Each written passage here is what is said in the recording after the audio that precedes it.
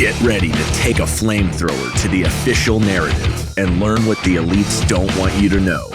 You're listening to The Tom Woods Show.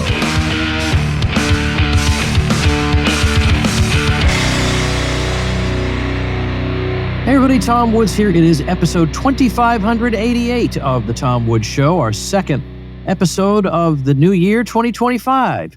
And as we start this new year, we're going to take a moment to reflect on 1 year of Javier Milei in Argentina.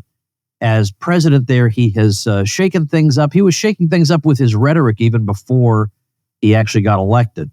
And obviously there has been great attention on him, and not just in our community, our world, but the whole world has been a little bit curious about this man, and he's developed an interesting relationship with Donald Trump. So we'll see what winds up happening in the future, but we can look back on this year and make an assessment and fill in some gaps and some details. And as I say, I feel like almost everybody who listens to me has an interest one way or the other in Javier Milei. Whether they like him or they don't like him, they're interested in him.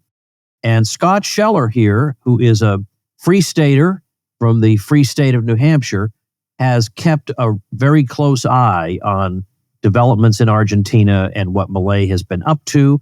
And I thought, it's the new year, and I know that Bono and you two say nothing changes on New Year's Day, but I don't know. I feel like New Year's Day is an opportune moment, or the new year is an opportune moment for reflection. And that's exactly what we're going to do today. So Scott, welcome. Thanks, Tom. It's great to be here. All right. Well, so I find it hard even to start here in this conversation because there are so many things to say. So let's start. Why don't we start with the situation that Milei inherited when he first took office? Yeah, the situation was absolutely perilous when Milei took office. The previous government had emitted 13% of GDP through money printing. They had ran a 5% budget deficit. Inflation was traveling the moment Milei took office at 1% a day, which is accumulated 3,700% a year. And the situation, the economy was in a severe recession since August of that year. So Milei was in a really terrible situation that he had to get out of. The country had negative $12 billion in reserves. So it owed more foreign reserves than actually it had. And including debt to importers, debt to the IMF, debt to everybody. And the country was just in terrible shape. I mentioned in my previous episode that I spent a little time in Argentina, and I talked to one person there who said that, yeah, he's brought inflation down, but at a heavy cost. And then I talked to another person who said, what?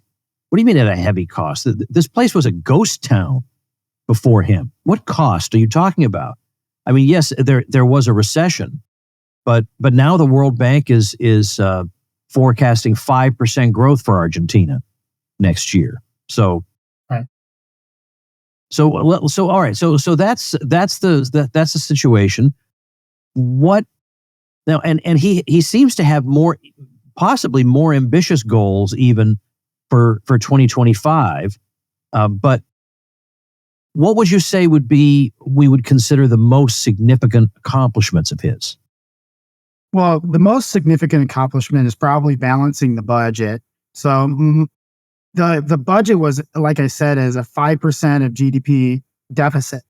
And within a month, Milei was able to balance the budget and even achieve a surplus. And that was a lasting surplus that he's achieved every single month since then. And Argentina had not even had a budget surplus or a balanced budget for 15 years.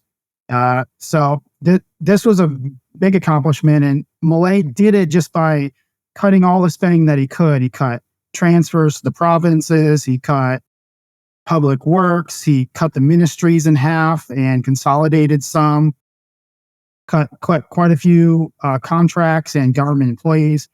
And this allowed him to balance the budget and lower the amount of money printing that the country was doing. He also, the central bank had a Ponzi scheme. Essentially, it was doubling the money supply every single month. Actually, it's like every single 21 days. And this was like a some sort of instead of bonds that were issued by the Treasury, the central bank was actually issuing equivalent to bonds, peso-denominated debt, and to pay the interest or the principal, they are printing money, and this just needed to be resolved. And this was his biggest challenge, because if this wasn't going to be resolved, the currency was going to Venezuela type hyperinflation. So resolving the central bank liabilities, balancing the budget, he started to deregulate. Within a week, he did a decree of necessity and urgency, which it's kind of funny because the previous socialist Kirchnerist Coronist government had strengthened the executive branch so much in terms of executive orders that Milei just took it and ran with it, and he was able to deregulate large parts of the economy, which allowed commerce to kind of start coming back. So beyond that, Milei got his legislation passed, and it took over 6 months. So from December to the end of June, Milei could not get anything passed, which in Argentina terms is very unusual. Usually the president gets something passed within the first month, especially if they're a new president. The Congress was really trying to sabotage Milei, who came in with the weakest government in history. Only 38 legislators out of 257 were his party, La Libertad Avanza. Only 7 out of 72 senators were his party. And therefore, really, he had to maintain his popularity to the point where finally they're like, wow, we have to pass something, otherwise we are going to get absolutely clobbered in the midterms. So when he passed his lay basis, they gave him a lot more power to cut government, to deregulate, to reprivatize government, Soviet-style government businesses, and to enact investment regimes that would actually encourage investment in Argentina. And that has been his biggest accomplishment so far, getting his legislation passed through a very, very weak government. You mentioned the funding of the provinces, and I don't know if that's the same thing as like in the U.S. We know that the states get federal funding for various things, which is a way that the central government keeps them in line. You know, if you do such and such, you will cut off your federal funding. Is that the same kind of thing that we're talking about? And is this what his dispute with the various governors was all about? Was about this funding? That's exactly right. Yeah, the federal government takes in a lot of the taxes. In fact, it limits the amount of taxes that the provinces can do. For example, the provinces can't do an income tax, and they can do certain amounts of certain taxes, but not others. And it's really a central government focused government. So the central government takes in the taxes, and then it sends it out to the provinces. And there's a certain amount that they have to give, which is I think it's about 44 or 56% of the taxes that the central government takes in has to go out to the provinces. And then there's this residual amount, which usually the governments give to their buddies, their governors that is aligned with them the most, which tends to be the Peronists, the more socialist governors, and Milei cut that amount, the discretionary amount, about 100%, which was really hard to some of these provinces that are completely reliant on the central government. Some of those provinces have up to 70% government workers. I'm talking about Formosa and La Rioja, and some of the southern provinces really rely on the central government and these transfers. These governors are just terrible. But Milei just cut that entirely. And in the future, in his future budget, he's going to cut transfers just across the board. At least that's what his goal is. So, and in return, he wants to essentially federalize the country, allow the provinces to have their own taxes and compete within themselves, sort of like the United States model. Milei's talking about reducing 80-90% of federal taxes. Now, he's not talking about reducing 80-90% of the taxes. He's going to get rid of almost all of the others, like excise taxes, and only have a couple taxes. So to simplify the model and obviously reduce taxes. So Milei's goal is actually federalizing the country, reducing the power of the central government in Buenos Aires. Parents concerned about your children's education, traditional schooling not cutting it? We have a solution. Welcome to the Plumley Pod, your voice of reason for home education. Hosted by Sarah Plumley, head teacher at Gorilla Ed and UK National Examiner of Mathematics for over a decade. Mrs. Plumley's Rescue Your Children course is designed to ensure you navigate home education with confidence and ease. Craft a genuinely bespoke curriculum, uncover effective teaching strategies, and ignite your child's inner desire to learn. Ready to take back control of your child's education? Tune into the Plumley Pod and sign up for Rescue Your Children. Visit sarahplumley.substack.com to learn more. That's Plumley, Plumley. As Mrs. Plumley says, your children can either be educated or schooled, and these things are mutually exclusive. Choose education. It's time to rescue your children. Visit sarahplumley.substack.com. So if you would say that he's accomplished quite a bit, then you have to account for how is he able to do that if he has, as you say, a weak government? I mean, what's the base from which he's able to accomplish these things if you would think he might have just been stymied? Yeah, well, it was funny. I was watching the Argentinian news the day he got elected, and Milei got elected with the biggest majority in Argentina history. He got the most votes ever. He got almost 56% of the vote. So there was a clear mandate that the people wanted Milei, and yet he came in with not even one governor on his side. There wasn't even a mayor in the country on his side, and 10 and 15% of the Congress on his side in the Senate, and Milei has done this with coalitioning with the center right party. When he actually Milei, people don't remember that Milei actually lost in the first round of the election. His opponent, the Peronist Kirchnerist Massa, got 37%, and Milei only got 30%. And but they have a runoff election. If you don't win by enough votes, you go to a runoff. And in that process, Milei coalitioned with the center right party. They're called the Pro. I think of them as the Republicans. Remember, Milei himself is a libertarian. He ran for La Libertad Avanza coalition, and he got the endorsements of the Pro president and vice president and the previous center right president, Mauricio Macri. And coalitioning with them, he was able to get to win the election, and he put the pro people in his government. Bullrich,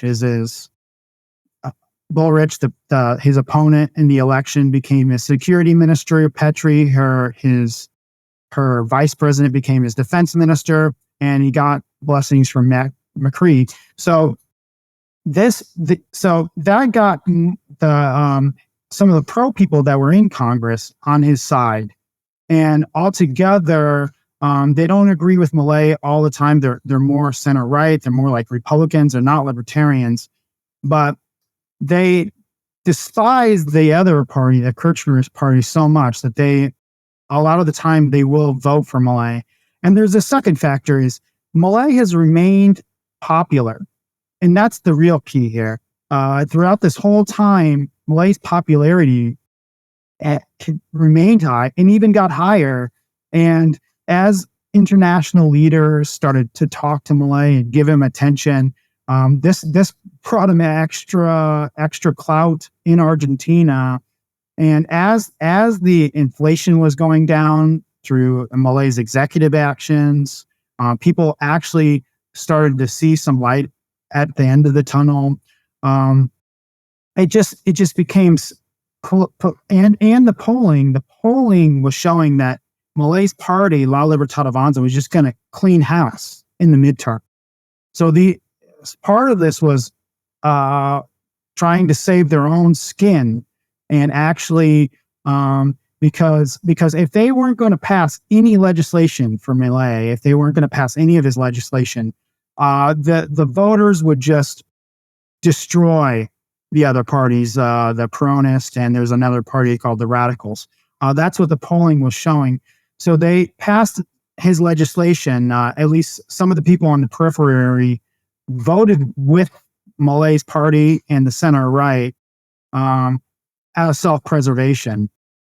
And of course, it was a very close vote. In the Senate, it was 36-36, and Villarruel, his vice president, broke the tie.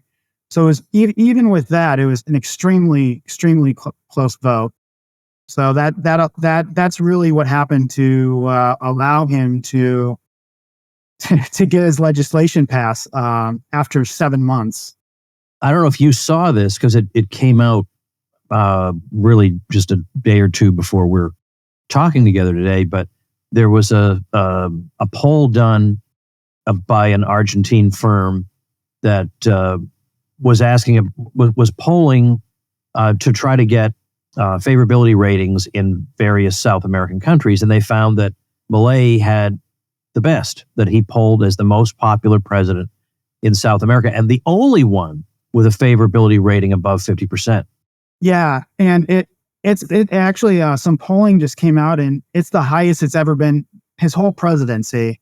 And part of that is just it is getting better in Argentina. It is noticeably better from a year ago. Inflation officially was 25% in December, but it would have been even higher if it wasn't for Milei's just dramatic spending cuts. And it went from 25%, and I believe that the November numbers were 2.4% monthly inflation. A huge drop. Wholesale inflation has dropped it was 54% in December, and now it's only 2%. So the inflation, Milei running these surpluses, cutting the money printing from the central bank, allowed the economy to actually start to recover. And I don't know if you saw, Tom, but the third quarter growth results came out, and they were 3.9% growth. So the country has left the recession, and the growth number is 17% annualized. So if you go to the stores, the vibe in Argentina is much better. People are very positive. I must say that there's some other stuff that Milei did that was extremely popular. There before these professional these professional welfare recipients would cut the roads every single day. They had 1,000 road protests, road blockages a year, and this just caused so much disruption in the economy. And Buenos Aires is the province, is the biggest city, and it's the capital. And every single day almost every single day, they would have these protests cutting all the roads. And so it took hours and hours and hours out of people's day, made business and commerce impossible. And Milei, from basically day one, has totally afuera'd those protests. So, and it basically allows everyday people to live a normal life. And he did that by basically cutting these managers of poverty out of the equation. So he's done so many things that Argentinians appreciate. And also, Argentina's politicians have always been these crooks, these serial defaulters, these people that no other president would even want to be associated with. And then you have Milei going to the UN, giving speeches, going to the WWF, meeting with Donald Trump and Elon Musk and Viktor Orban and these people. And he's extremely popular around the world. And it gives them, a lot of Argentinians, a sense of pride for their country, which they really never had before, or for a long time at least. Apparently, he's supposed to be attending the inauguration, which is apparently an unusual thing for a foreign head of state to be there. That's right. Yeah, in fact, Doge. Some of your listeners might know about Doge, which the Department of Government Efficiency. It's headed by Elon Musk and Vivek. Well, that was actually inspired by Milei, because the government gave Milei a year to basically do all this deregulation and government's spending cuts, and he developed this department called Ministry of Deregulation and State Transformation.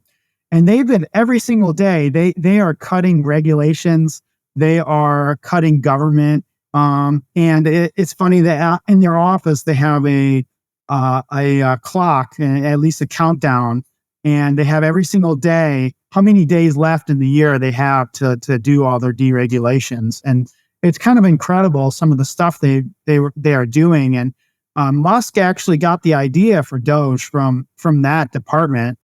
The department is Ministry of Deregulation.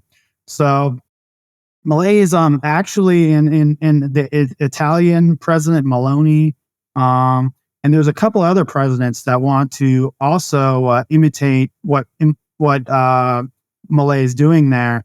So Milei's actually had a huge impact on the Trump administration.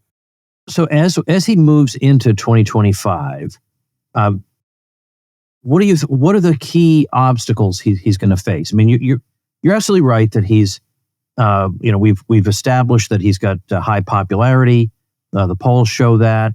I also think you're right that he has a bit of international celebrity, and I think that you're right also to say that the population of the country is impressed by that, because when in the past have people, or in the recent past, have people known who was running Argentina? That wouldn't even be a good trivia question. No one would have any chance of knowing the answer.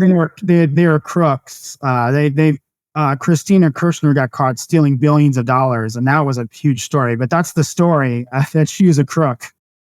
Okay, so there you go. So what has happened, no doubt, is that to some degree people want to be on the winning side, but he's still going to have obstacles. And so what do you think he's facing as he goes into 2025? Well, I think one thing is Milei really does need a good midterm election. And his party, La Libertad Avanza, was established in 2021. And they have to build out their infrastructure to actually get good people running, and to get a whole political program to actually get some of these people elected. It's not actually very easy just to start a political party and make it the biggest political party in Argentina, even though the polls say they should. There's there's opportunists that try to get into the party and that sort of thing. And so that they need to run a good candidates that actually can get elected in 2025. And that will help Milei a lot. The one thing that almost ruined Milei, ruined his program, was in October. The government passed retirement and education reform, and basically this was, we're just going to spend tons and tons of money on on the retirees and the education, and Milei vetoed it entirely and upheld the veto by only a few votes. So it is conceivable that one of these bills gets through that wrecks Milei's agenda, and wrecks his progress with the budget and everything. So there's that problem. The fact that he still does have a very weak government. Milei needs to open up the banking system still, and he needs to do this, and he wants to do this, but it could cause macroeconomic issues. So he's trying to accumulate dollars to do it, and that's another issue that he's going to have to go through. He might have to do that after the election. Also I forgot, also the budget for next year, he wants to cut $60 billion out of the basically reduce spending to the provinces by that much. And it might be a little bit less than that. So the provinces are just going to fight him over that. And the most powerful governor is the governor of Buenos Aires, and he's a staunch anti-Milei person. So he's going to have to be fighting the governors as well. So there's a few challenges he has coming up. Hey folks, quick message from Virtual Storefronts. If you own a local business and you should probably be online, but you have no idea where to start and you're sure you can't afford it, then Virtual Storefronts is for you. They help local businesses get online faster and quicker than ever before, and they focus on getting local results in the search engines. You just set it and forget it. You set up keywords that match items you sell, and the Virtual Storefronts backend handles the rest. No maintenance or upkeep required. So you name it.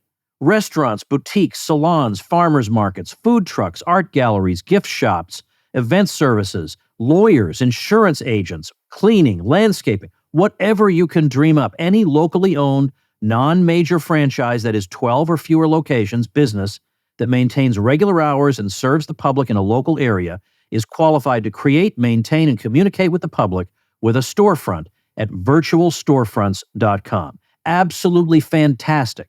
Check it out. Get all the details at virtualstorefronts.co. That's virtualstorefronts.co.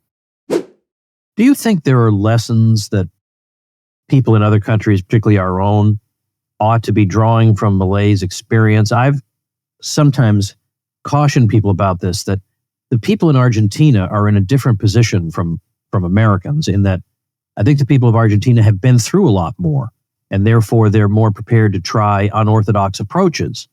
Maybe Americans might still be more inclined to cling to the tried and true rather than to bring in a genuine buzzsaw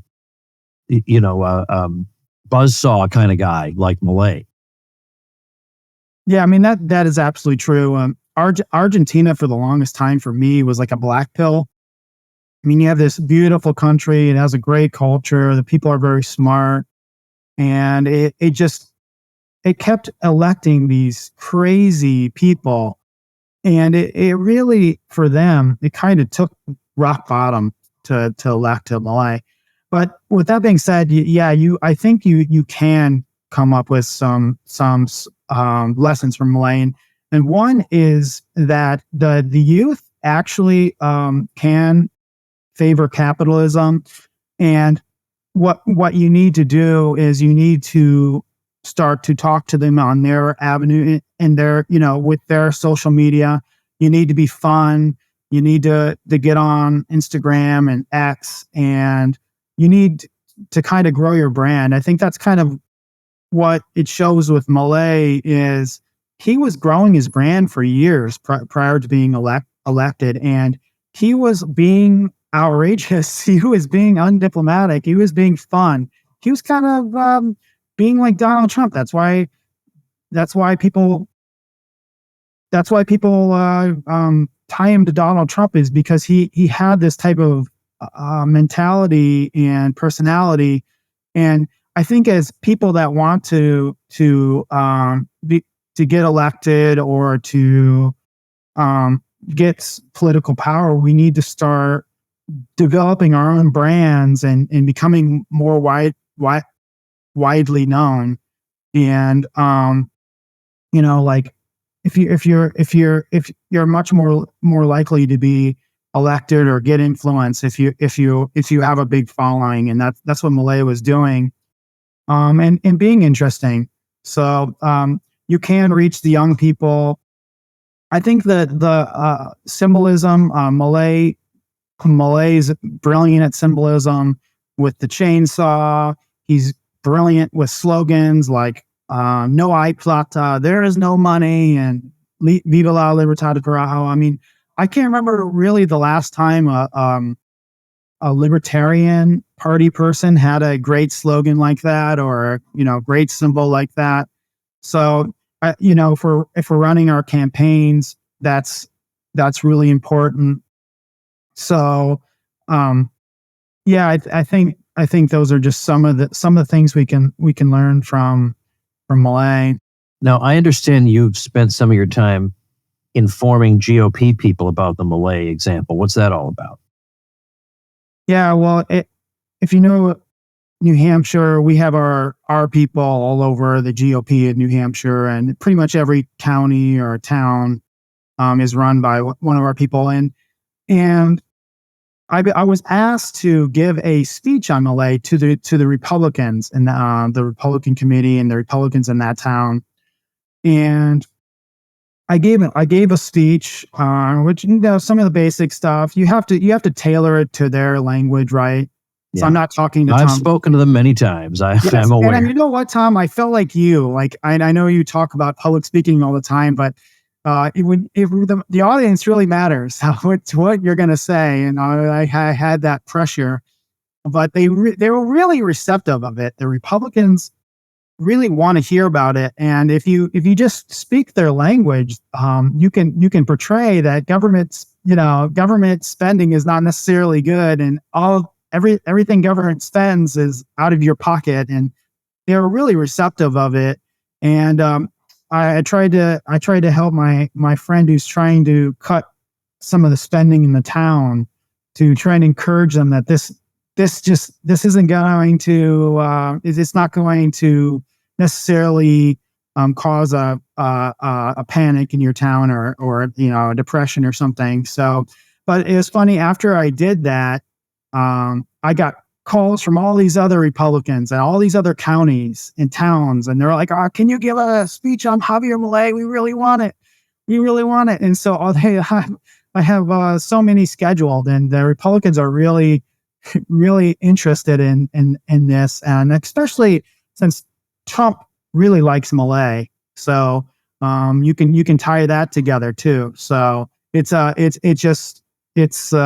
our Republicans seem to be very, very receptive to Milei.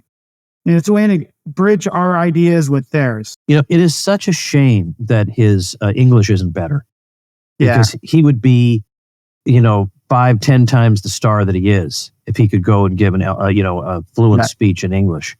But his English is borderline non-existent. I mean, I think he can understand some English, but so that's a shame. So that means, Donald Trump is not going to speak to you in anything other than English, so there is a limit to what can happen there. But nevertheless, there can still be respect for what Milei is doing, even if you can't have a profound conversation with him.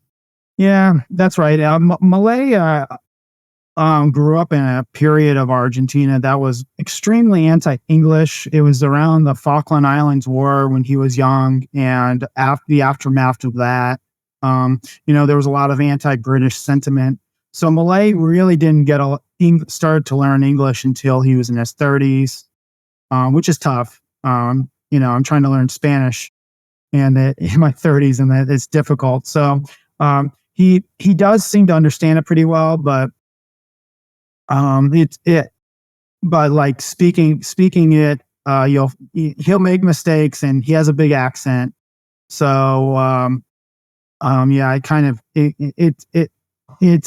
of does limit him in that way. But of course, we live in this technological age where it's not difficult to get in effect almost like an AI interpreter, which is very helpful. But it's interesting that the pendulum has swung back because they actually learn English in school now, which is why if you go into a shop and the young person there can't speak one word of English to you, you think, well, I know you learned this in school. Now, I don't go to Argentina feeling entitled, like I expect people to speak English to me. I don't expect that. I expect to speak Spanish to them. But now that I know that they're learning it in school, I'm thinking, well, come on now. I mean, you should. Again, it's their country, right? Yeah. But I feel like I think I know who the good students were, here. Well, it's similar to the United States in that they only speak Spanish, and the closest English speaking country is thousands of miles away. I mean, United States, I guess Guyana, it speaks English, but that's it. So they don't have a lot of people to practice with, and whereas like in Europe, they speak a lot of different languages, but they're so close together they hear those languages. So it's similar. We speak. We have Spanish taught in our government schools, but very few of those people speak Spanish. And right. Similar thing in Argentina. Only about 15% speak English. So, yeah, and part of it just the distance. There's nobody that speaks English. There's no real need. See, it's different. If you go to Madrid, you'll find that a lot of people speak English. Well, they're in Europe, and a lot of the Europeans in general, even apart from the native English speakers, speak English because everybody has to speak English for various reasons. If you go to Stockholm, everybody in Stockholm is speaking English if you need them to.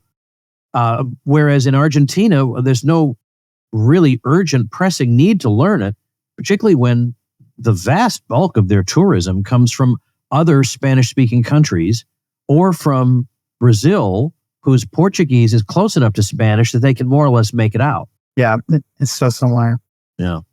But, okay, so is there anything we've overlooked that just through my lack of knowledge of this, I've inadvertently failed to discuss?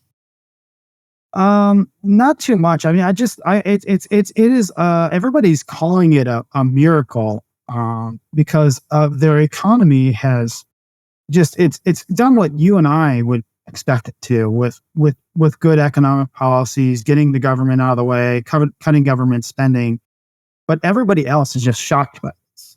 And to me, it really is what the lesson for libertarians is just politically. And I do want to mention one thing. Milei he's an incredible leader. This is something that you couldn't predict going into office. Donald Trump put around a bunch of buffoons around him. Milei's government is just filled with incredible people. From his minister of economy, he's a genius, to his minister of deregulation, the transportation. I mean, and Milei does this thing that he hardly ever takes credit himself. He always gives it to his ministers, and I think this is it's really good leadership, and it really makes them want to work for Milei. And it seems there's a lot of loyalty in his government, whereas in typical Argentinian governments, there's just backstabbing all the time, and so Milei's government has been just incredibly effective in all manners. And without incredible ministers, Milei just wouldn't be getting anything done. And that's something to learn from Milei as far as the leadership and to take from Milei, which, you just didn't know how that was going to work before he was elected. How do people follow you so they can follow what's going on? Yeah, so I post a lot on X. I follow the news daily, and so I do kind of break stories in Argentina. So I follow them, and sometimes there's stories that aren't that other people won't pick up on, and sometimes I'm the first one, and I just have different takes. So you can follow me on X, Shell Banger, Banger Shell 11. Yeah, Banger Shell 11. I'll also link to that at tomwoods.com. It's actually my picture is actually introducing Tom Woods at Porkfest. So get out of town. That's is right. that really the case? That was my greatest achievement. Oh, get out of here. Oh, that is absolutely tremendous. Yeah. How about that? It was the hero Tom Woods. So do you remember? Do you happen to remember what year that was? That was 2021. Yeah. 2021. That was the first year in Managed Porkfest, and that year was crazy, as you know. Well, I ask only because I was also there in 2020. Yes, yeah. Because I couldn't believe they had ever seen. So it was great. I couldn't believe they had the guts to do it. When everybody was saying no events, no this or that, they went ahead and did it. And I thought, these people are the real thing. Yeah, give Carla credit. She told the governor, Sununu, is like, we're doing this regardless. We and we have guns, so you can. And Sununu was like, okay, I'll let you do it. And yeah, that was great. And yeah, you that was an awesome speech in 2020. I remember you lost your paper during that speech. And you got it. You whispered to a guy and you got it back, and you kept going on your speech. But it was such a great speech. Oh, thank you. Yeah, because I don't read from the paper, but sometimes. But it was such a. I'm afraid. See, I like the discipline that it gives me, because it. Otherwise, I could easily go off on a tangent for 45 minutes, and there are certain things I want to make sure I remember to say, but I would I would die 1,000 deaths before getting up there and just reading the thing. Oh, man. And then also, if I have quotations that I want to share, I want to have those on the paper. I very much admire, and I used to be such a person, people who would go up there with no notes at all. You just go up there and talk. And I would love to do that. I really would love to do that. I used to do that. I just don't have the confidence in myself that I would stay in a linear path in what I need to say. And I think I'm just selling myself a little short on that. Yeah, it was a great time. That was the first time I ever met you and saw you. And I was I talked to you afterwards. You were so tired. It was but it was it was great, and to actually introduce you the next year was like a super highlight for me. So well, I appreciate that and the kind introduction, and I'm glad I've been able to introduce you to my folks here because of the important work you've been doing on this. So Shell Banger 11. Is it that what it is, or is it Banger Shell? Yeah, I go by Shell Banger, nickname in college, but it's at Banger Shell. It's at Banger Shell 11. Anyway, just go to the show notes or the video description, and you'll see it. And Scott's very much worth following. Yeah. All right, and you thanks can a million, Scott. Shell too, in New Hampshire at the Shell, and just come visit New Hampshire sometime. Is that an appeal to me specifically, or to the whole audience? Well, to Tom and to the audience. So, I do like to get to New England at least once a year, which usually means a stop in New Hampshire. So we'll see what 2025 has in store. So thank you so much for the update, and we appreciate it. Thanks, Tom. And thank you, ladies and gentlemen. Make yourself and those you love less vulnerable to the regime, both mentally and physically. Get more forbidden information at tomsfreebooks.com, and be sure to subscribe to the show wherever you listen. See you next time.